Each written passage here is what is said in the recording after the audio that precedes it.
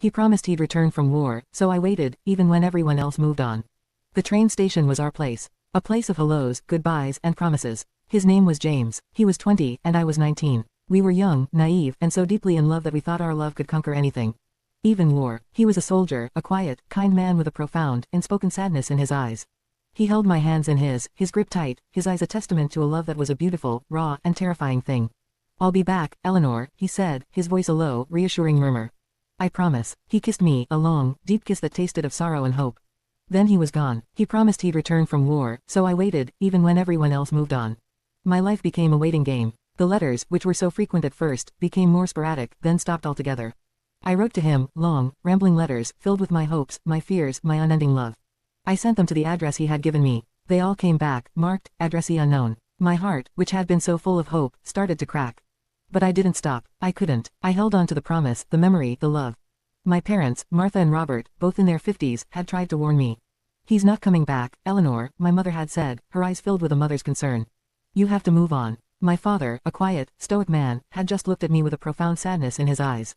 My best friend, Sarah, 19, had been more direct. "Just wait for him, Eleanor," she had said. "But don't lose yourself in the waiting. Life goes on." But I couldn't. I couldn't move on. My life, my entire existence, was a holding pattern. I worked at the local library, a quiet, peaceful job that allowed me to spend my evenings, my weekends, my entire existence, waiting.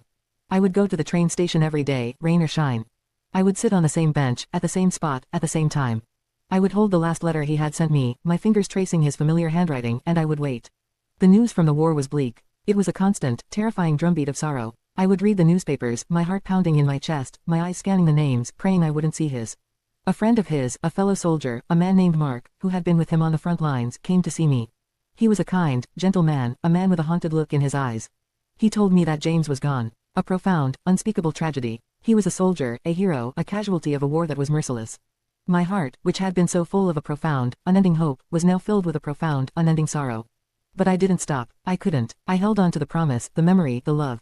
I held on to the hope that he would come back. The years blurred into a long, monotonous existence. I grew older. My parents grew frailer. Sarah got married, had kids, a beautiful, full life. I was just there, a static figure, a ghost in a world that was moving on without me. The town changed. The old wooden benches were replaced with new plastic ones. The old steam trains gave way to sleek, modern ones. The old, familiar faces of the ticket clerks and vendors were replaced with new ones. But I stayed the same. A woman, growing older, holding a letter, a silent testament to a love that had never ended. The townspeople, the ones who had been there for a long time, knew my story. The old station master, Mr. Peterson, now in his 70s, would sometimes come and talk to me. "He's not coming back, Eleanor," he would say, his voice kind, gentle. "You have to move on." But I couldn't. I would just shake my head, a sad smile on my face, and say, "He promised." My parents, in their final years, had made a plea. "Please, Eleanor," my mother had said, her eyes filled with a profound sadness. "He wouldn't want you to live like this. He would want you to be happy." My father, his voice a hoarse whisper, had just held my hand, his silent grief a reflection of my own. But I couldn't. I was a monument to a promise, a living testament to a love that was still alive in my heart.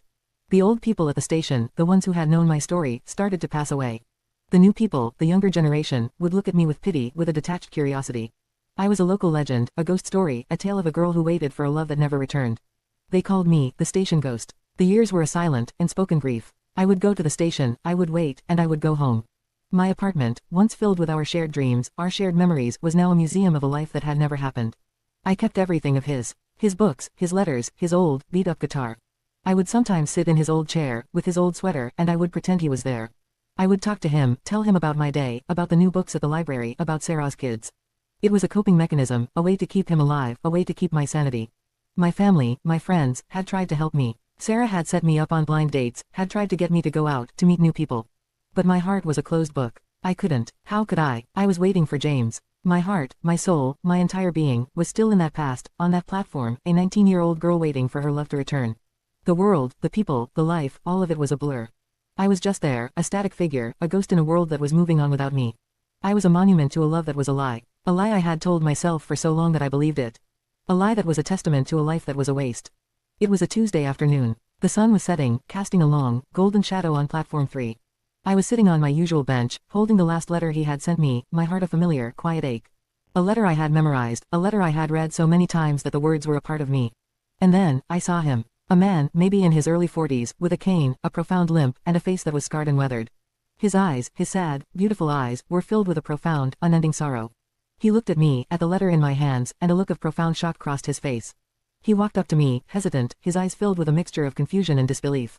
"Eleanor," he said, his voice a low, hoarse whisper. Is that you?" My heart, which had been so full of a profound, unending hope, suddenly felt a profound, unending sorrow. "No," I said, shaking my head, a frantic, desperate denial. "No, that's impossible. James is gone. He's a ghost." The man's face, which had been so full of disbelief, now turned to profound sadness. "It's me, Eleanor," he said, his voice a low, broken murmur. "It's James." My world, which had been a static, unchanging existence, suddenly shattered. My hands trembled, the letter a testament to a love that was a lie.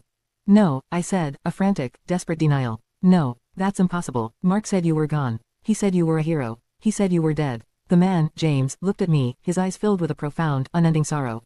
I was gone. I was a ghost. I was a man who had to die to live. He told me everything, the truth, the profound, heartbreaking truth. He was a prisoner of war, a ghost in a war that was merciless. He was a man who was tortured, a man who was broken, a man who had to die to live.